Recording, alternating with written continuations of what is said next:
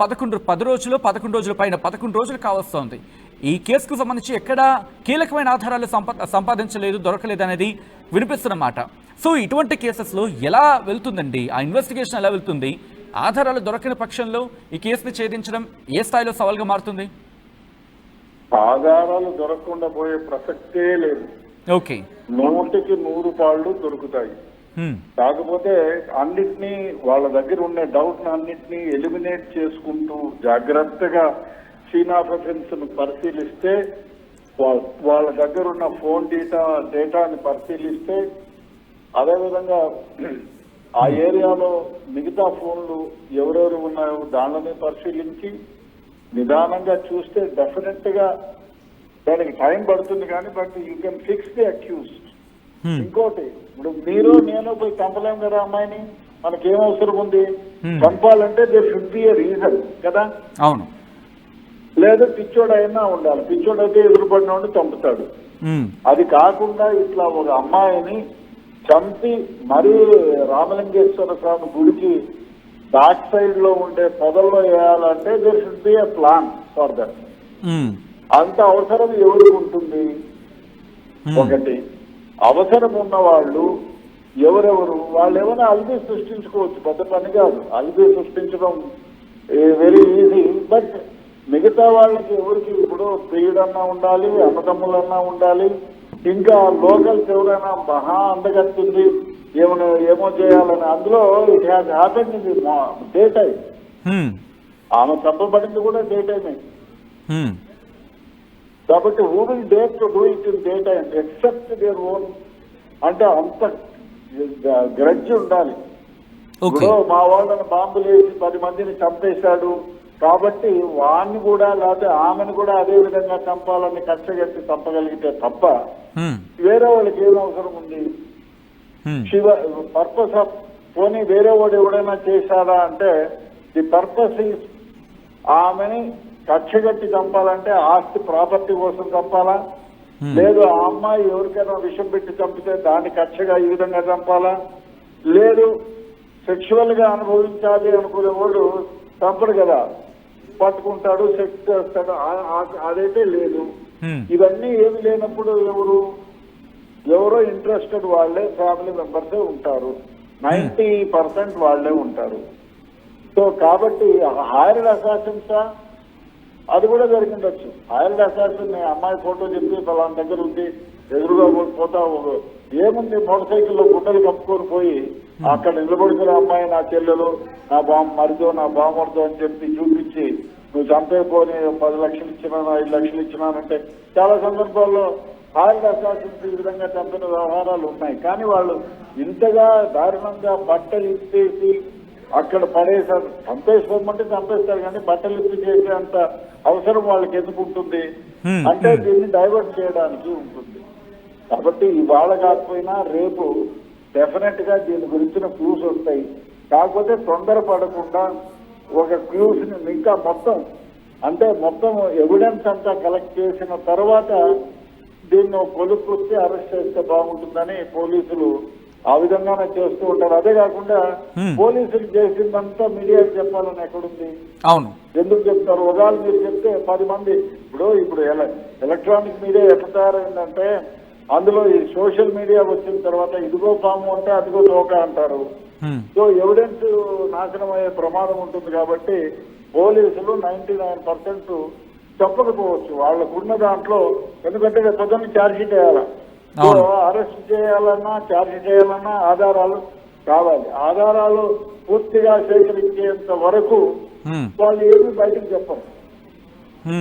Arrest చేయాలని ఏముంది, మొత్తం ఆధారాలు సేకరించి అన్ని జరిగిన తర్వాత ఒకేసారి అరెస్ట్ చేసి ఛార్జ్ చేసిన సందర్భాలు ఉన్నాయి. కాబట్టి ఎవరిని అరెస్ట్ చేయలేదంటే అందులో క్లూస్ లేవని కాదు. ఇంకా స్ట్రాంగ్ గా ఇప్పుడు ఏ అఫెన్స్ చేసే వ్యక్తి అయినా సీన్ ఆఫ్ అఫెన్స్ లో తనకు సంబంధించిన ఏదైనా ఆధారాన్ని వదిలిపెట్టి పోవాలి. This is the principle. ఇది 100% మీరు చాలా సందర్భాలు నాకు గుర్తు, మీరు చాలా సందర్భాలు అన్నారు ఎవడైనా ఒక తప్పు చేసే వ్యక్తి వాడు గ్యారెంటీగా అక్కడ ఏదో ఒక ఎవిడెన్స్ ని రిలీజ్ చేసి వెళ్తాడని చెప్పి వదిలిపెట్టుకోవాలి. వర్షం పడుతుంది అంటే నీటి చుక్కలు పడాలి పైన నుంచి, అది పడకపోతే వర్షం కాదు. అదే విధంగానే ఏ అఫెన్స్ చేసినా అఫెండర్ సీన్ ఆఫ్ అఫెన్స్ లో ఏదో ఒకటి వదులుతాడు, వదిలిపోవాలి. అది ప్రిన్సిపల్ ఆఫ్ ఎక్స్చేంజ్. కాబట్టి డెఫినెట్ గా కలెక్ట్ చేస్తా ఉంటారు పోలీసులు. తొందరపడి ఒక నిర్ణయానికి ఎందుకు రావాలి, ఇంకేమైనా ఉందేమో అని ఆలోచన చేస్తూ ఉంటారు. అదే కాకుండా ఇప్పుడు పొరపాటున బయట పెడితే ఈ అక్యూజ్డ్ అనేవాడు మనకు దొరకకుండా పారిపోతాడా అనే సందర్భాలు ఉంటాయి. ఎందుకు చెప్తున్నానంటే ఇది ఒకనొక సందర్భంలో ఒక 30 ఏళ్ల క్రితం ఒక సెన్సేషనల్ మర్డర్ కేసులో అందరు కళ్ళెదుటే జరిగినారు. కళ్ళెదుటే బాంబులు వేసి చంపారు సత్యసాయి కళ్యాణ మంటపంలో ఒక బాంబుల శివారెడ్డి అని ఎమ్మెల్యే. అప్పుడు కొందరు అక్యూజ్డ్ని తర్వాత చేర్చాం. ఎందుకంటే అందరి పేర్లు ఒకేసారి చెప్తే దొరకకుండా పోయే ప్రమాదం ఉంది. అదే కాకుండా ఎవిడెన్సెస్ నాశనం చేసే ప్రమాదం ఉంది. కాబట్టి డెఫినెట్ గా ఈ ఎవిడెన్సెస్ అంతా కలెక్ట్ చేసి విట్నెస్ని ఎగ్జామిన్ చేసి వాళ్ళని 164 చేయించి తర్వాత వాళ్ళని ఛార్జ్ షీట్ లో యాడ్ చేశాం. కాబట్టి ఆ విధంగా ఎందుకు అనుకోకూడదు. పోలీసులు తొందరపడి ఒకవేళ ఎక్కడన్నా క్లూస్ ఇస్తే అదిగో తోక అంటే ఇదిగో పాము, ఇక్కడ పరిగెత్తిపోయినాడు అక్కడ పోయినాడు అని చెప్పే ప్రమాదం ఉంది. ముందు కాలంలో అయితే సోషల్ మీడియా యాక్టివ్ గా లేదు కాబట్టి పోలీసులు ఒకవేళ ఇన్వెస్టిగేషన్ చేసినా చెప్పినా చెప్పకపోయినా అంతటితో ఆగేది. ఇప్పుడు చూడండి ఎన్ని కథలు. బాంబేలో జరిగిన ఒక కేసులో అందరినీ సినిమా యాక్టర్ జరిగిన కేసులో చిలువలు పొలవలు చేసి ఎన్నెన్నో కథనాలు సృష్టించినారు. కొత్త కొత్త కథలు 10 సినిమాలు తీయచ్చు. అదేవిధంగా ఇప్పుడు అక్కడ కర్ణాటకలో జరిగినటువంటి దాంట్లో కూడా వివిధ రకాలైన పందాలు దాదాపు 1000 ఛానళ్లు దాన్ని గురిపెట్టి చేస్తున్నారు. కాబట్టి అన్ని ఎవిడెన్సెస్ కలెక్ట్ చేసి క్లియర్ కట్ గా అన్ని అయిన తర్వాత చెప్తారు. డెఫినెట్ గా దొరుకుతుంది. రెడ్డి గారు మీరు చెప్తూ ఉంటే ఒక మాట గుర్తొచ్చింది. అంటే ఇప్పుడు పోలీసుల దృష్టిలో ఒక వ్యక్తి నిందితుడిగానో లేకపోతే ఆరోపణలు ఎదుర్కొంటున్న వ్యక్తిగానో రిజిస్టర్ అయిన తర్వాత ఆ వ్యక్తిని వెంటనే రివీల్ చేయకపోవచ్చు. బట్ పోలీసుల రాడార్లో ఆ వ్యక్తి ఉంటాడు.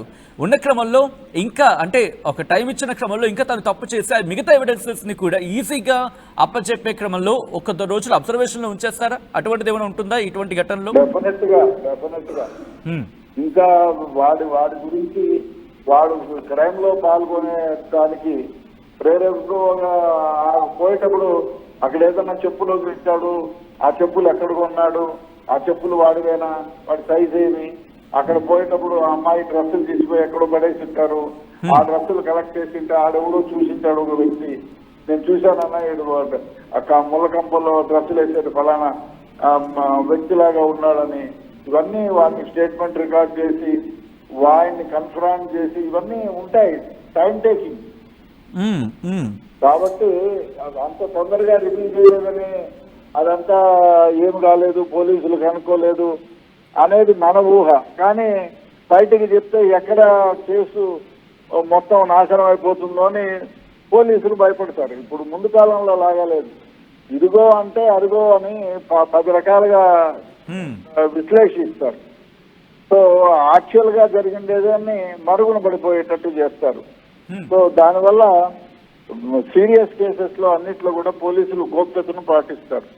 పోలీసులు మీడియా కలకత్తా కేసులో కూడా మీడియాకు చాలా వరకు చెప్పలేదు. Okay sorry for the interruption. ఇక్కడ వినిపిస్తున్న మాట ఏంటంటే ఏదో ప్రొఫెషనల్స్ చేస్తుంటారు అనే ఒక క్వశ్చన్ రైజ్ అవుతుంది. చేసిన తర్వాత వర్షం పడింది, కొన్ని ఎవిడెన్సెస్ మాయమయ్యే అవకాశం ఉంటుందంటూ కూడా. అంటే వర్షం పడితే ఎవిడెన్సెస్ పూర్తిగా మాయమైపోతాయండి, అక్కడ కూడా ఇంకా ఏమైనా ఎవిడెన్సెస్ బతికుండే అవకాశం ఉంటుందా? లైక్ ఫింగర్ ప్రింట్స్ లాగా. ప్లీజ్. డెఫినెట్ గా ఉంటాయి. ఇప్పుడు హైర్డ్ అసాసిన్ అయితే దాని కథ వేరేగా ఉంటుంది. ఎవరికి హైర్డ్ అంటే ఎవరో ఇంట్రెస్ట్ ఉండే వాళ్ళే హైర్ చేసింటారు కదా. ఇంట్రెస్ట్ లేని వాళ్ళు ఎవరన్నా ఒక వ్యక్తిని చంపమని నేనో నువ్వో ఎందుకు ఇస్తాం డబ్బులు? మనకి ఇంట్రెస్ట్ ఉండాలి. ఆ డబ్బులు బ్యాంకులో డ్రా చేసి ఉంటాము, లేదా ఎక్కడన్నా పెట్టి తెచ్చి ఉంటాము. వాడికి డబ్బులు ఇచ్చేటప్పుడు మీడియేటర్ని పెట్టుకొని ఉంటాము. డబ్బులు ఇచ్చేటప్పుడు ఏదో ఏమైనా నువ్వు 5 లక్షలు చెప్పినా 2 లక్షలు ఇచ్చినా మిగతా 3 లక్షలు పని చేసుకొని రాపో ఇస్తానంటాడు. వాడి ఇట్లా ఎవిడెన్సెస్ అన్ని కలెక్ట్ చేస్తారు. తొందరపాటు ఏమి ఉండదు. కాబట్టి డెఫినెట్ గా ముద్దాయిలు దొరికి తీరుతారు. రైట్. అంటే సాధారణంగా ఇటువంటి మిస్టరీ కేసెస్లో అండి, అంటే ఎక్కడ ఎవిడెన్సెస్ దొరకకూడదు అని చెప్పి వాళ్ళు చాలా పకడ్బందీగా ప్లాన్ చేసుకున్నప్పటికీ కూడా కొన్ని ఎవిడెన్సెస్ని విడిచిపెట్టిన ఘటనలు గతంలో మీ ఇన్వెస్టిగేషన్లో ఏమైనా ఎగ్జాంపుల్గా చెప్తారా? లేదు, క్షుణ్ణంగా ఎగ్జామిన్ చేస్తే లేట్ అవ్వచ్చేమో కానీ డెఫినెట్ గా అంటే ఒకటి మనుషుని ఇన్వెస్టిగేషన్ ఆఫీసర్ మీద ఆధారపడి ఉంటుంది. లైట్ తీసుకో ఏముందిలే అనుకునే వాళ్ళైతే ఆధారాలు తీసుకోకుండా పోవచ్చు. ఇప్పుడు బాంబుల శివారెడ్డి కేసు వదిలేయండి, ఇంకా ఇట్లాంటి కేసులు నందరాజు గౌడ్, పాపాయి గౌడ్, శ్రీనివాస్ గౌడ్ కేసులు లోకల్ పోలీసులు మా దగ్గర క్లూస్ లేదని వదిలేసినారు. ఆ తర్వాత సిఐడిలో మేము ఇంక్లూడింగ్ ఎవ్రీథింగ్ వాళ్ళు తీసుకున్న హైర్ చేసిన వెహికల్ దగ్గర నుంచి కత్తి దగ్గర నుంచి వాళ్ళు ఎక్కడెక్కడ పోయింది, కత్తిలు ఎక్కడ దాచిపెట్టింది, ఎక్కడ కడిగింది, ఆ చెప్పులు ఎక్కడ వదిలేసింది, everything we have recorded. But it took lot of time, చాలా టైం పట్టింది. సో కాబట్టి ఈ ఇన్వెస్టిగేషన్ ఇంతటితో ఆగిపోతుంది, 11 రోజుల్లోనే అయిపోయింది అనేదానికి లేదు. వాళ్ళకి ఆ కేసులో మేము పెట్టిన కేసులో ఎప్పుడో రికవర్ అయినా కూడా వాళ్ళకి జైలు శిక్ష వచ్చింది, 10 ఏళ్ళు జైలు శిక్ష వచ్చింది. మిగతా వాళ్ళు చచ్చిపోయినారనుకో, మిగతా వాళ్ళు బార్డర్లో చంపేశారు వాళ్ళని. సో ఇట్లా చాలా ఉంటాయి. ఇన్వెస్టిగేషన్ ఇవాళే అయిపోతుంది, ఇవాళే నెల అయినా జాగలేదు అంటే అది కాదు. సో మెనీ చాలా కేసుల్లో క్లూస్ లేవు అనుకున్నా కూడా మొత్తం క్లూస్ పెట్టి మొత్తం సుప్రీంకోర్టు అడ్వకేట్లకు కూడా నార్కోటిక్ కేసులో సుప్రీంకోర్టు అడ్వకేట్ ఏమీ మొత్తం దొరకకుండా చేసేసాడు. ఆయన ఎంత బలాఢ్యుడు అంటే మేము పోలీసులు సిఐడి ఆఫీసర్లమంతా బాంబేలో అరెస్ట్ చేసి ఆయన ఫ్లైట్ బుక్ చేసుకొని అక్కడ మ్యాజిస్ట్రేట్ ముందు బుక్ చేసి హైదరాబాద్కి వచ్చే లోపల వాళ్ళ అడ్వకేట్లు ఒక స్పెషల్ ఎయిర్ క్రాఫ్ట్ ను హైర్ చేసుకొని మాకంటే ముందే హైదరాబాద్కి వచ్చి హైకోర్టులో ఫైల్ చేసి ఆయన బెయిల్ మూవ్ చేసినారు. ఆయన ఇంట్రాగేట్ చేయాలంటే వాళ్ళ అడ్వకేట్ ముందే ఇంట్రాగేట్ చేయాలని మేము ఎయిర్పోర్ట్ లో వచ్చి దిగేటప్పటికే, బేగంపేట ఎయిర్పోర్ట్ లోకి వచ్చి దిగేటప్పటికే మా చేతిలో ఆర్డర్ ఇచ్చినారు వాళ్ళ అడ్వకేట్స్. సో అట్లాంటి వాడు కూడా 20 సంవత్సరాలు జైలు శిక్ష అనుభవిస్తున్నాడు. కాబట్టి టైం పడుతుంది. ఇన్వెస్టిగేషన్ విల్ డెఫినెట్లీ సిన్సియర్ గా చేసి గోప్యతగా ఇన్వెస్టిగేషన్ చేస్తే డెఫినెట్ గా ఎటువంటి కేసులోనైనా మనకి ముద్దాయిలు పట్టుబడిపోతారు, ఇన్ఫర్మేషన్స్ వస్తాయి, కరెక్ట్ ఎవిడెన్స్ కలెక్ట్ చేస్తాం. ఓకే. అంటే ఇప్పుడు సోషల్ మీడియా వేదిక మాట్లాడుకున్న సందర్భంలో ఆల్రెడీ కొన్ని సోషల్ మీడియా ప్లాట్ఫామ్స్లో వాళ్ళు చాలా సీక్రెట్గా మాట్లాడుకుంటారు, వాటిని రిట్రైవ్ చేయడానికి సాధ్యంగా అనేది ఒక చర్చ జరుగుతూ ఉంటుంది. సో ఈజ్ ఇట్ పాసిబుల్ అంటే ఇప్పుడున్న జనరేషన్లో, ఇప్పుడున్న మన సిచ్యువేషన్లో వాటిని కూడా మనం ట్రాక్ చేయగలమా? ఒకవేళ అవి కనుక దొరకకపోతే ఇన్వెస్టిగేషన్ లేట్ అవుతుందా, లేకపోతే కొలికి రాకపోయే అవకాశం లాంటిది ఏమైనా ఉంటుందండి? లేట్ అయితే కావచ్చు కానీ 100% దొరుకుతుంది. ఎందుకంటే ఎట్లాంటి నువ్వు ఏ దాంట్లో మాట్లాడుకున్నా దాన్ని నెట్వర్క్ కంపెనీతో మాట్లాడుకొని రిట్రైవ్ చేయొచ్చు. That technology we have. కాబట్టి నెట్వర్క్ కంపెనీలకు రాస్తే వాళ్ళే మొత్తం డేటా నువ్వు ఎక్కడెక్కడ ఏ క్షణంలో ఉండింది, ఎవరెవరికి ఏమేమి మెసేజ్ పెట్టింది, నువ్వు డిలీట్ చేసింది, నువ్వు ఏ టెలిగ్రామ్ లో చేసినా ఇంకో గ్రామ్ లో చేసినా దొరకదు అంటారు కానీ అంత ఉట్టి మాటలు. If government is interested, if police is interested, if the right to the వాళ్ళు రాస్తే మొత్తం రిట్రైవ్ అయ్యి మీకు వచ్చేస్తుంది. ఇంట్రెస్టింగ్ గా రెడ్డి గారు మీరు మాట్లాడుతున్న క్రమంలో ఒక మాట అన్నాను, 90% సబ్జెక్ట్ కరెక్షన్. ఇక్కడ మీరు ఏమన్నారంటే 90% దగ్గరగా అంటే దగ్గర సంబంధం ఉన్నవాళ్ళు లేకపోతే కుటుంబం కావచ్చు వీళ్ళు చేస్తుండొచ్చు అని చెప్పి, తెలిసిన వ్యక్తులు చేస్తుండొచ్చు అని చెప్పి. సో ఓకే, రెడ్డి గారి కాల్ డిస్కనెక్ట్ అయ్యింది. ఓకే, మళ్ళీ కనెక్ట్ అయ్యే ప్రయత్నం చేద్దాం. గండికోటకు సంబంధించి అది ఇంకా ఎక్కడ తేలుతున్న సందర్భం కనిపించట్లేదు, కేసుకి సంబంధించి కొలిక్కొచ్చిన సందర్భం కనిపించట్లేదు. But as retired police officer Reddy గారు కొన్ని సందర్భంలో అది డిలే అవ్వచ్చు, ఇన్వెస్టిగేషన్ కావాలని కూడా డిలే చేసే అవకాశం ఉంటుంది. ఎందుకంటే ఒక వ్యక్తికి సంబంధించి పట్టుకొని ఉండుండొచ్చు, లేకపోతే కంక్లూషన్కి వచ్చి ఉండొచ్చు. బట్ ఒకసారి రెడ్డి గారి దగ్గరికి మళ్ళీ వెళ్ళే ప్రయత్నం చేస్తున్నాను. రెడ్డి గారు, ఇందాక మీరు ఒక మాట అన్నారు, దాదాపుగా 90% ఛాన్సెస్లో దగ్గర వాళ్ళే చేసే అవకాశం ఉంటుందని కూడా. సో కుటుంబ సభ్యుల ఎమోషన్ ఎలా ఉంటుందంటే ఆ సందర్భంలో క్రైమ్కి పాల్పడి ఉండుండొచ్చు, ఆ తర్వాత వాళ్ళు ఏమైనా ఎందుకు చేస్తామని చెప్పి పశ్చాత్తాపం లాంటిది ఏమైనా ఉంటుందా అండి? ఆ క్షణంలో వాళ్ళు ఎలా ఉంటారు? స్పర్ ఆఫ్ ది మూమెంట్ లో చేసిన తర్వాత కూడా పశ్చాత్తాపం అంటూ ఉంటుంది, ప్రతి మనిషిలోనూ ఉంటుంది. వాడు పిచ్చోడైతే తప్ప, పిచ్చోడికి బ్రెయిన్ కాన్సెన్షస్ పనిచేయవు కాబట్టి ఉండకపోవచ్చు. మిగతా మామూలు మనుషుల్లో ప్రతి ఒక్కరిలో కూడా పశ్చాత్తాపం ఉంటుంది, అయ్యా ఎందుకు చేసామని.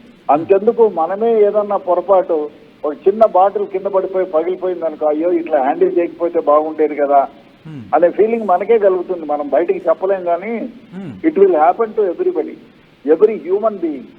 మామూలు మనిషికి అందరికీ ఉంటుంది. ఎంత మీరు పెద్ద పెద్ద మర్డర్లు చేసిన చాలా సందర్భాల్లో ఈ హైర్డ్ అసాసిన్ పెట్టిన వాళ్ళల్లో కూడా చాలా మంది పశ్చాత్తాపడతారు, అయ్యా ఎందుకు చేశాను ఈ కర్మ, తప్పు నేను చేసింది.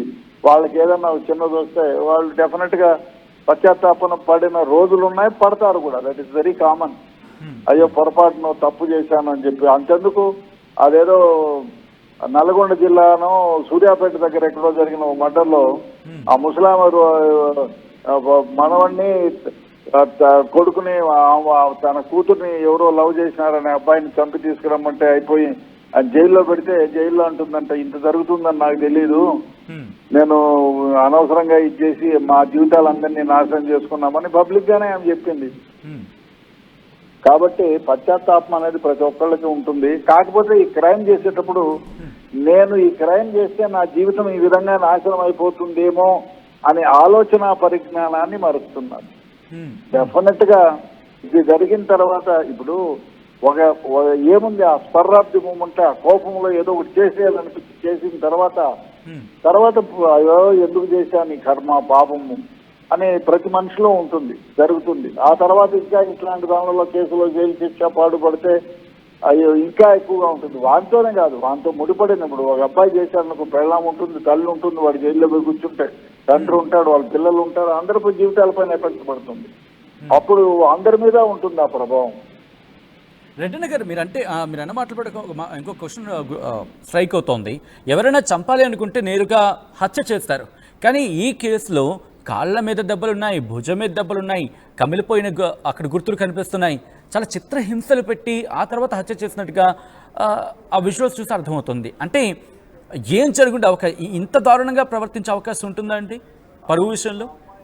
పని మానుకో, వాడితో తిరగచ్చని చెప్పినా ఎందుకు తిరిగినావు, ఆ అమ్మాయిని మాట్లాడించి కన్ఫరెన్స్ చేసి వాదనకు ప్రతివాదనగా ఇన్ని విధాలుగా టార్చర్ చేసి చంపినట్టు అనిపిస్తుంది. ఎందుకంటే అన్ని దగ్గర కాళ్ళ మీద ఉన్నాయి, కాళ్ళు కందిపోయినట్టున్నాయి, గుండెల పైన గుద్దినారు, అది ఉంది, మిగతా దగ్గర కూడా చాలా దెబ్బలు ఉన్నాయి.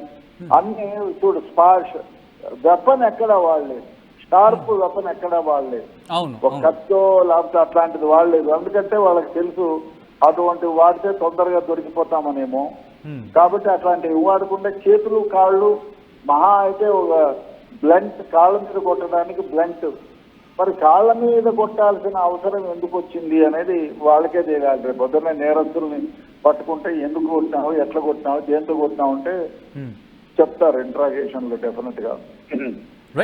కానీ ఇటువంటి కేసులు ఇన్వెస్టిగేట్ చేసినప్పుడు పోలీసులకు ఓపిక ఉండాలి, తొందరపాటు నిర్ణయాలు తీసుకోకూడదు, జాగ్రత్తగా ప్రతి విషయాన్ని పరిశీలించాలి. ఆ పరిశీలించిన దాన్ని తన వరకే పెట్టుకోవాలి. వాళ్ళ టీంలో ఎవరన్నా వెరిఫికేషన్ చేయాలంటే ఆ వెరిఫికేషన్ చేసుకునేంత వరకే ఉండాలి. కానీ అది లేకుండా పోతే ఇన్వెస్టిగేషన్ జరగదు. కాబట్టి డెఫినెట్ గా ఈ కేసులో ముద్దాయిలు అయితే పట్టుబడతారనేటువంటి నమ్మకం నాకుంది.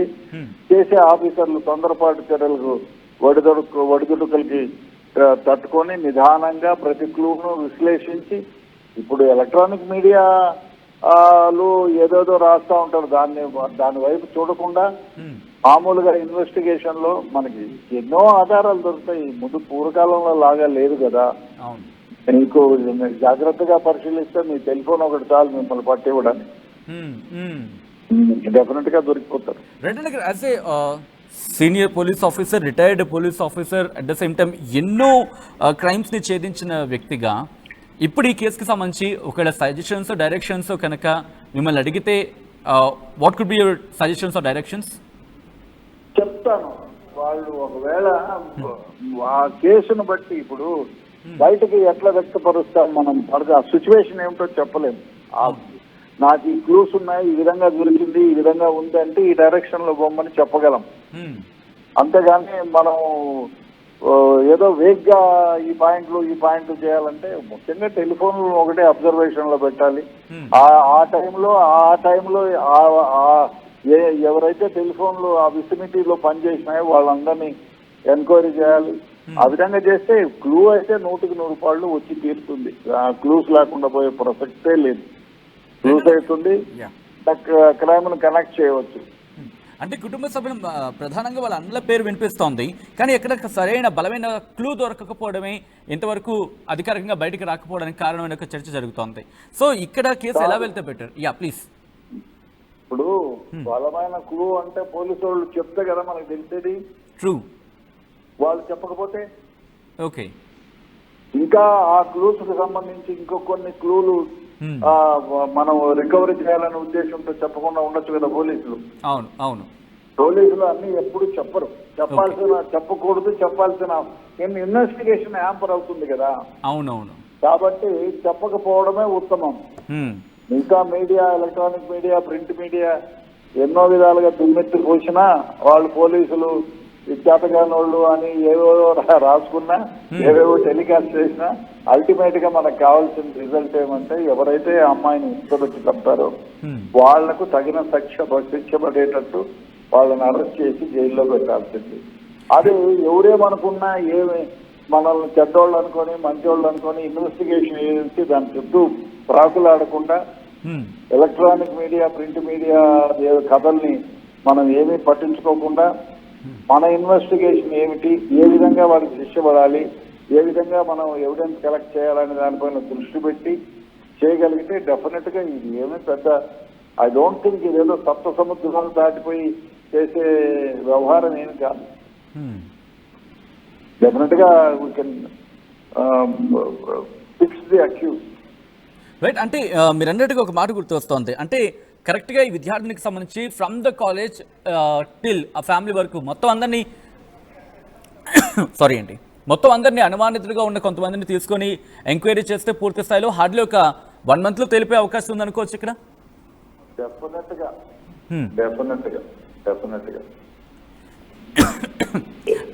ఇప్పుడు ఎలక్ట్రానిక్ యుగం అండి. ఎక్కడైనా మీరు కరెక్ట్ గా దీనిపైన దృష్టి పెట్టి ఇన్వెస్టిగేట్ చేస్తే దొరికిపోతారు. దొరకకపోతే క్వశ్చనే లేదు, దొరుకుతారు. అంటే మనం ఎవిడెన్స్ కలెక్షన్ కోసం ఏమన్నా వాళ్ళు వేరే విధంగా ప్రయత్నిస్తున్నారో ఏమో తెలియదు. దొరుకుతారండి, డెఫినెట్ గా దొరుకుతారు. ఇన్వెస్టిగేషన్ అయితే కంప్లీట్ చేస్తారు. మీరు ఇందాక ఒక మాట అనడం జరిగింది, అంటే ఎవిడెన్స్ కరెక్ట్గా ప్రయత్నం చేస్తే దొరికేస్తాయని చెప్పి. ఇటువంటి కేసెస్లో ఎవిడెన్స్ దొరకకుండా ఉండడానికి ఎటువంటి కారణాలు ప్రభావితం చేస్తూ ఉంటాయండి? అఫ్ కోర్స్ కాస్త డిలే అవ్వచ్చు, దొరకచ్చేమో, కానీ ఆ డిలే అవ్వడానికి ఎటువంటి రీజన్స్ అంటే ఎటువంటి కారణాలు ప్రభావితం చేస్తూ ఉంటాయి? ఇప్పుడు మామూలుగా మీకు చెప్తాను కదా, ప్రిన్సిపల్ ఆఫ్ ఎక్స్చేంజ్ ప్రకారం. అదేవిధంగా ఇప్పుడు ఎలక్ట్రానిక్ యుగం అంటే ప్రతి ఒక్కటి మీరు మీ ఫోన్ లో మీరు ఎవరితో మాట్లాడింది, ఎంతసేపు మాట్లాడింది మీరు డిలీట్ చేసినా, సముద్రంలో పడేసినా మీ నంబర్ తెలిస్తే చాలు, దాన్ని అంతా రిట్రీవ్ చేయొచ్చు.